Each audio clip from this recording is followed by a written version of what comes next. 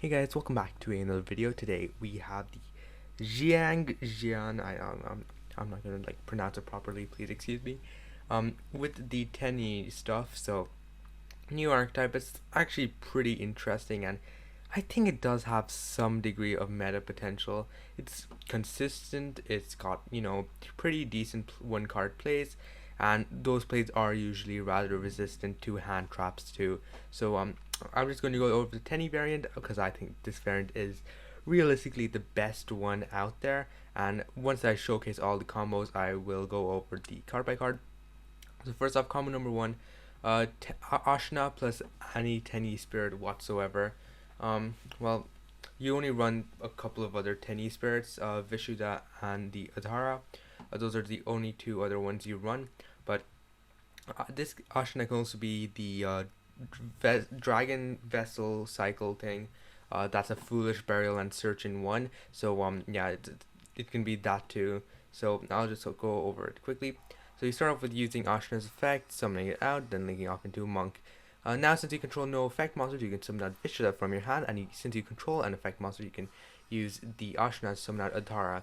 This gives you a level 7 and a level 1 tuner to go into the Qi Xiao Grand Sword Master. This is probably the most important piece that really puts together both the archetypes. Tenyi can very easily make this card without using their normal summon. So this card, when synchro summon, you can search a Xiangjian card from your deck to your hand. So we will be searching the level 6. This was a bit of a misplay. You should be searching the searcher spell and then searching the level 6, since that's a bit better, deck thinning a bit. But I mean, it also doesn't play into Droll, I guess. That's the upside. So, well, depending if you want to play around Droll or do you want deck, then you can just do different things, I guess. So now you can use Adhara, grab back the Ashuna that's banished, and then you'll use the level 6 effect. All of the main deck Xiangjian monsters that are actually worth playing all have an effect to do something, then summon out a level 4 tuner token, and then you can synchro with them. This card, it's a level 6, you can discard one other Xiangjian card or any worm monster, summon it, and then immediately summon a level 4 the Xiangjian token. And you cannot summon monsters except synchro monsters while that token is face up, basically. That's a restriction on all of the Xiangjian cards are summon tokens. So you're going to go ahead and grab a token, synchro into the level 10 boss monster. This card's only relevant effect is if a card is banished, you can banish another card from both your opponent's field and graveyard. So that's actually a pretty strong effect, both the DD Crow and banish non-target banish, by the way. In one, it also gets a little bit of an attack buff with every banished card. And that's your play. This card, when it's used single material, deals 1200 damage. But as I said, that's kind of where the mainline combo ends. If you're, turn 1, you've got pretty, if you have a certain hand, you want to do it. But the reason this board is useful is because this card has a second effect. That's right. Not only is it a searcher, it's also it's just a free monster negate, kind of like impermanence. So you can banish one of your worms from your graveyard in order to summon out, in order to negate the effects of a face of effect monster. And then since a card was banished by the effect of this card, you're able to both use the Grand Duke's effect to DD Crow and get rid of a card on their field, which is extremely strong. So it's one negate plus a banish plus a DD Crow. Not too bad off one card. But a real good thing is that they have a really broken trap called Sudden Shift. And what it does, you can target a worm you control and 2 cards your opponent controls, destroy them. The reason why that's very powerful is because, well, this thing has destruction protection. Well, it's not blanket destruction protection, but it can banish a card from your graveyard instead of just getting it destroyed, which is kind of similar to like Colossus or Titan. But overall, you also have these 2 cards in your graveyard, Vishuda and Ashuna. Vishuda can bounce a card, Ashuna can summon another Adhara from your deck to also just recover whatever worm you banish. Since Adhara grabs back any worm, not just a Tenyi monster. So you can banish this Xiangjian, and you can still just grab back a worm. So overall, you've got some degree of synergy with other cards, and you also have some follow-up on top of that. And I know it doesn't like seem too pretty, but as I said, you have 3 other cards in your hand, and this is just off 2 Tenyis. You didn't even draw any of the Xiangjian cards, and this is like basically a bad case scenario hand, and you're still getting off a decent enough board. So that is kind of our first combo. Let's go on to our second one.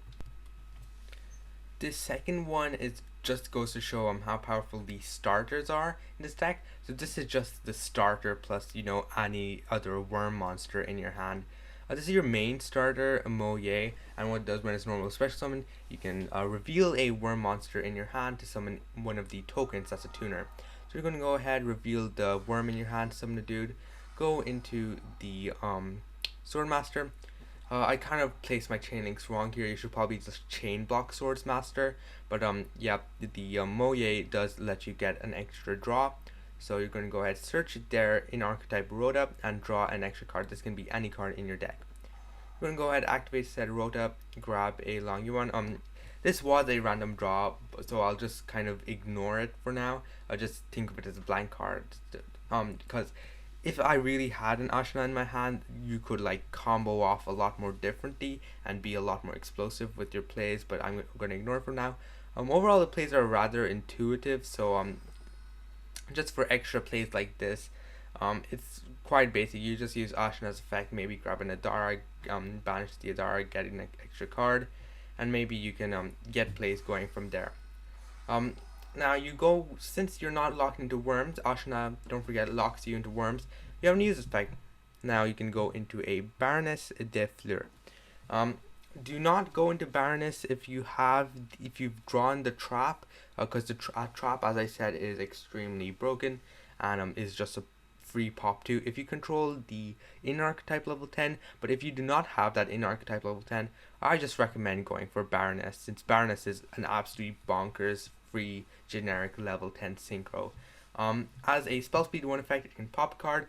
It's an omni negate, and it also during the standby phase can swap out into one of your other monsters. So you can go back into Moye, get another token, go into another level 8 synchro, and you also have the monster negate of Qi Xiao. So overall, you have a pretty solid play.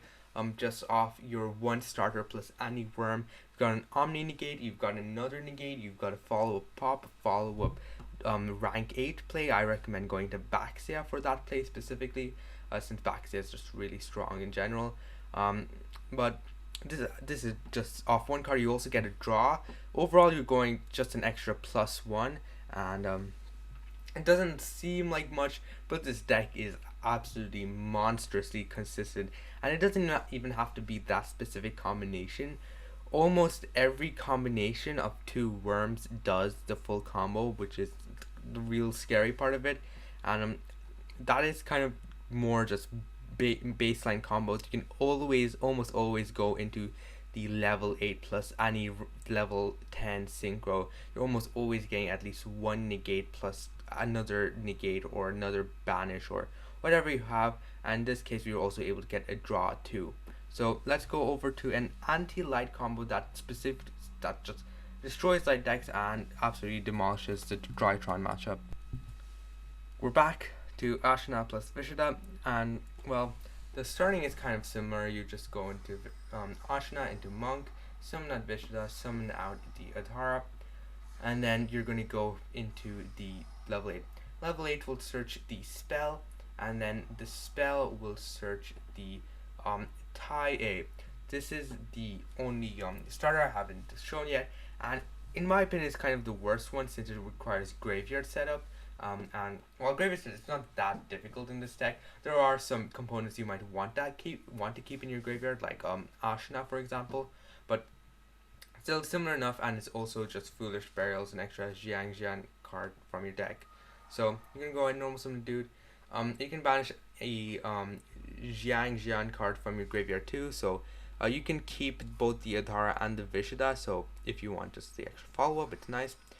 You can go into Baxia, we'll just trigger its effect just for deck thinning, I guess, for a Moye. We're going to go ahead and use Baxia, pop this monk, summon out the Adhara. We haven't used its effect yet since it's not banished. Now we're going to go into our little friend Chao Feng. Let's read his first line. While this synchro summon card is on the field, your opponent cannot activate the effects of monsters with the same original attribute as the Xiangjian's monsters you use for the synchro summon of this card. What attribute is Baxia? Light. What attribute are the Drytron cards? Also light. So say hypothetically if Drytron somehow stays competitive for the next I don't know, 3-4 months. Well, you've got a card. You've got a card to go against it, I guess. But yeah, this is just useful versus any light deck whatsoever. And light is one of the most popular attributes, so that's pretty nice. Game 2 and 3, if your opponent has certain things, you can just go into this card. It also floats into the search for any hand trap, and if a card your opponent controls is destroyed by battle card effect, you can summon another worm from your deck, but it kind of has to match the attribute of that one card. But still, no matter what your combo is, you have the one negate of the Xiangjian, which is really nice. Just this card is just so good. It's a search, it's a free negate, it also banishes stuff, so it triggers, it has synergy with the rest of the deck. As I said before, you can in theory just go for Xiangjian, banish a one of your other 2 cards. I recommend banishing Moye, and then you can recover it with Adhara's graveyard effect, which is just stupid. Pretty nice overall, and this deck just kind of, it's not necessarily a combo deck, it's more of a mid-rangey deck, but it's just extremely sticky with how much follow-up and advantage it can kind of coop up. This is just a net +0, but you have 3 other cards in your hand, 1 card translated into a negate, the other card translated into floating floodgate, which is just really nice overall. I'll just go over the quick card by card now. Starting off with our Tenyi lineup, we've got the triple Ashuna, double Vishuda, triple Adhara. On paper it's just 8, but you're also running the triple vessel for Dragon Cycle, so that turns it into basically 10, not 10, 11, I'm bad at maths, 11 names plus Desire, so that's like easily gives you a 90% plus chance of getting a Tenyi in your hand, which is pretty nice. Ashuna is the most important one. It can summon any Tenyi from your deck, so you can get one or the other, Vishuda or Adhara. Either way, as long as you have access to both of them, you will get a rank 8 play, which translates to a Xiangjian or a Baxia, depending on your play. But both are very good. Vishuda can just bounce a card for free, which is extremely strong in terms of breaking boards, and Adhara not only coops you some follow, but also gets you a free Tenyi in your hand for a reveal of Moye, and it also just, well, it's a tuner, so you can go into all of your synchro plays, and since it's the only odd level tuner, it also helps you go into level 9s and level 7s like Yazi, Shen, Chao Feng. So really important card overall, and that's kind of it for our Tenyi lineup. We're not running other ones. One that could be considered is the Stana, I believe its name is, that floats when a normal monster is destroyed. And this card in particular has an extremely good synergy with Baxia, but I just kind of felt that it was a bit win more, and there wasn't too much advantage. Like, you get 1 extra vanilla on your field. It's just extremely like average and somewhat win more when you can just go for an Adhara or a Vishuda or over that Stana for specific level modulation. So I just didn't feel like running it, and the amount of good cards we run in this deck well over make up for that. We've got the triple Longyuan, 2 Tai A, and triple Moye. Another like shorter package, only 8 copies, but we're also running the triple Rhoda and the triple Desires. All of them are inherently starters. They do kind of require one card, but any of your starters plus a Tenyi does just get your full combo going. Long Yuan gets you a free level 10. It's realistically your best way to go into the level 10, Baroness or the Chen Ying. What it does, you can discard another Xiangjian card, or a worm monster, summon it, and a token.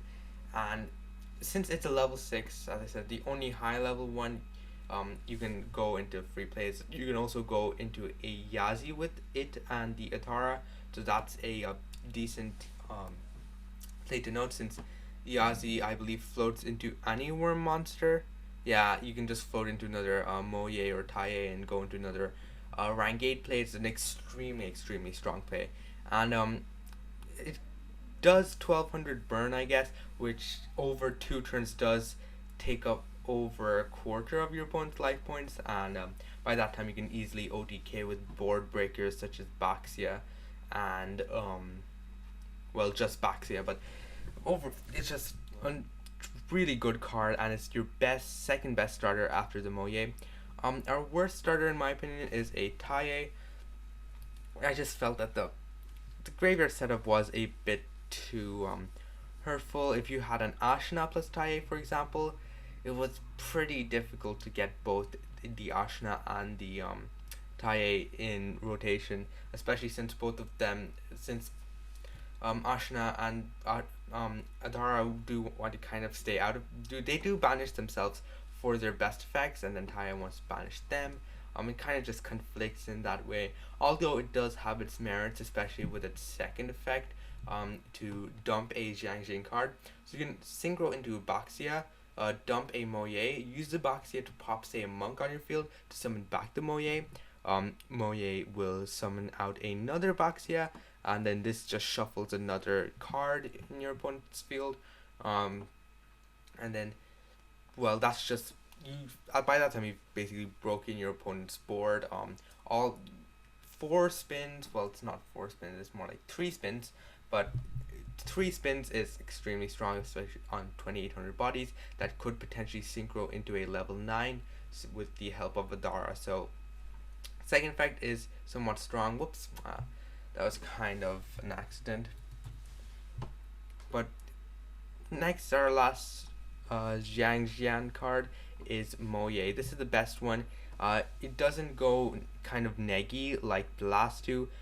It just normal summons it, reveal a Xiangjian card or a worm monster, summon out a token, and when it's used synchro material, draw a card.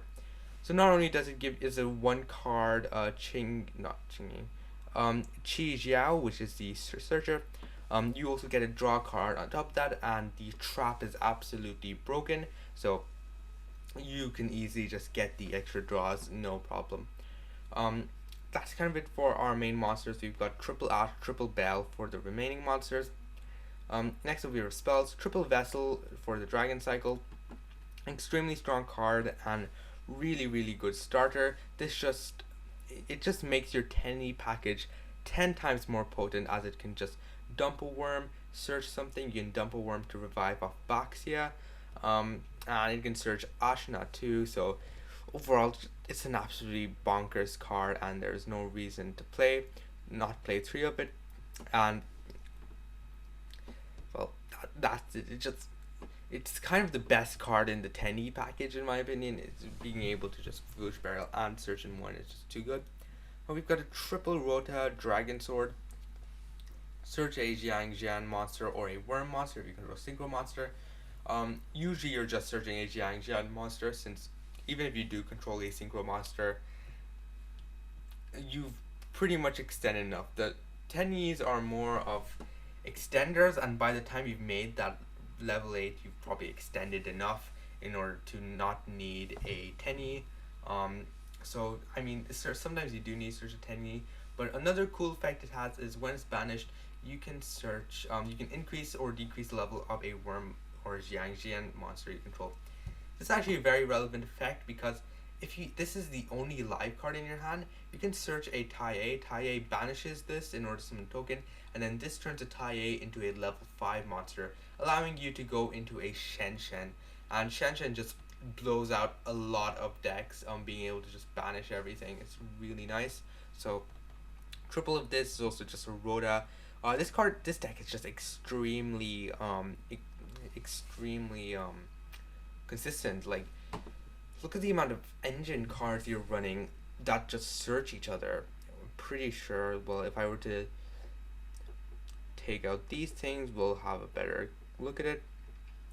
23 plus desires. 23 plus desires. And every single other card, since this deck doesn't really need more extenders, every single other card is just a generic, really broken card, such as like Ash, Bell, Imperm, a Sudden Shift. It's all just extremely strong. So it's just not only consistent, like prank. It's just prank. It's 2.0, to be honest. It's consistent. You've got tons of extra tech cards. It's just really nice. The spiritual peak, it's a monster reborn, but you're only realistically going for a turn 3 once you and it's searchable too, so you only need the one of. This deck doesn't need a monster reborn that badly, but it's really nice for the follow-ups. When you go into your second copy of Qi Xiao, you can search this, reborn one of your other starters, and this will help you go into a Baxia play of just shuffle, get rid of your opponent's field, bye. And it has a similar great banished effect where when it's banished, you can increase or decrease level. It comes up a lot less often from the spiritual peak, but that's still good to note. You've got triple desires. There's nothing you fear banishing. Everything is basically a 2 or 3 of, so desires is a no-brainer. Plus you usually want to draw into higher impact disruption, like sudden shifts. This is such a broken card. You've got triple impermanence. A big reason why I chose this is because of Trap Trick, which I will get to later. But impermanence, Ash, Bell easily fits 9 hand traps. Plus you regularly end on 1 negate. Plus you also have a broken trap card, and you run 5 copies of it, and you run desire. So just comes back to how just good this deck is at having tech choices similar to Prankets. We got the 2 copies of Trap Trick. I would have run third copy. Like, I would want to run third copy, but I just don't have enough space for another play set of traps, plus a third copy of Trap Trick. It's just kind of tight. So the reason this is so strong is Sudden Shift has an effect when it is banished. You can summon out a copy. You can summon out a token, and Sudden Shift targets a war monster you control on 2 cards your opponent controls. Pop them. So what Trap Trick can do, Trap Trick banishes your copy of Sudden Shift, sets Sudden Shift, and then the banished copy summons a token. And this token will be your fodder for the Sudden Shift effect. So it just turns Trap Trick into a free pop 2 for no reason. And Sudden Shift by itself, extremely strong card. As long as you get access to the level 10, you're just good. Like, as long as you get access to the level 10, Sudden Shift is a free pop 2. And also triggers Grand Duke's effect to banish and DD Crow. It's very, very high impact, and there's no reason not to run 3 copies of it. That's the main deck for Extract. It's just a lot of toolbox synchros. The 1 copy of Grand Duke, the 1 copy is mandatory, but you really don't want to run more than 1 copy. It's a sticky enough card, and well, this second copy, you're not really making it if you're going to OTK turn 3.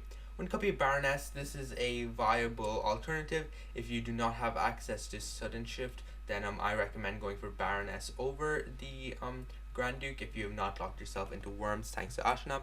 But it's just such a strong card, being able to not only negate a card but also get a free pop. We got the 1 copy of Xiangjian. Xiangjian just blows out a lot of decks. One good example is Prankins. Just being able to straight up, no cards into your graveyard. It's very, very difficult for Prankins to deal with that. The Chao Feng, it's a decent floater, and you can very regularly get its effect to lock your opponent out darks or lights. So usually it's going to be lights, since Baxia and Duodara is a very it's it's a lot more consistent, but you can still in some cases go for the dark negation. But overall, it just kills light decks, and you could in theory just side this instead of main this, but I just choose to main it since the side option is it's a lot better to have something high impact in your side, and well, the extra deck isn't too tight regardless. One copy of Draco Berserker. This is another rank 80, not rank 8, synchro 8 you can make if you somehow do not get access to the Long Yuan, or well, something weird happened, but it is another level 8 you can make. If you have a lot of extenders like Vessel Cycle plus the Spiritual Peak plus the Baxia and all of that, you can actually add a Draco Berserker on top of your regular board, so that's just another interruption. And it's also a free Dragoon out. You've got the two Chi Xiao, it's a negate, it's a search. You need 2 copies. It's just being able to search a monster reborn and a extender during your first turn is extremely strong, on top of having an effect that synergizes with all of the other spells and traps and the boss monster. This is what an extra deck monster should be for an archetype. It's just absolutely bonkers. 2 copies of Baxia. The second copy does come up if you're just dismantling someone's board, but overall it's an extremely strong card for how beefy it is, and it also you can consistently get Chao Feng to lock lights thanks to Baxia.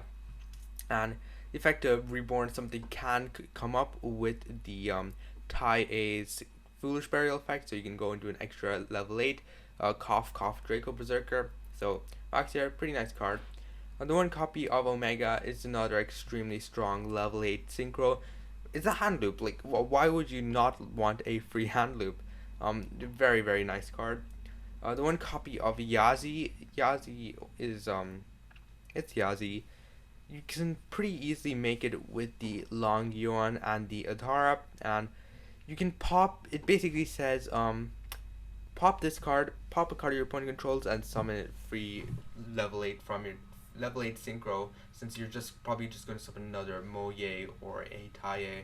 So free, another, it pops a card and gives you free, it replaces itself for a Baxia probably, so that's another shuffle. And this deck's just really good at dismantling boards, on top of having rather consistent plays and free a lot of space for toolbox cards.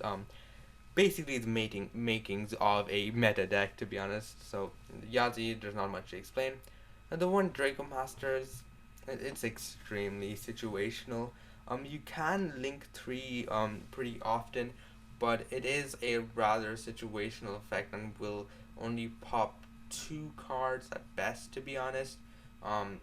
Unless you somehow keep a token on your field without locking yourself into synchros, and that's just silly talk. This is just a filler. This is free spot. Put whatever you want here. Shaman of the Tenyi is kind of there for extra extension and can help you gather game on board, such as just reviving something like maybe a good card to revive might be perhaps the Grand Duke, since well, I'm not I'm just being dumb. Well,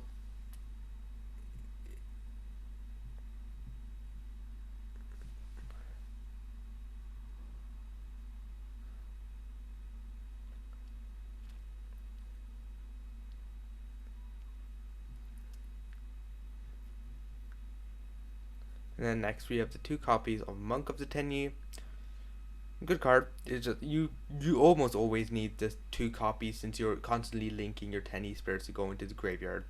So that is kind of the deck. I hope you enjoyed the video. Do whatever good YouTube stuff you have to do, like subscribe, and bye bye.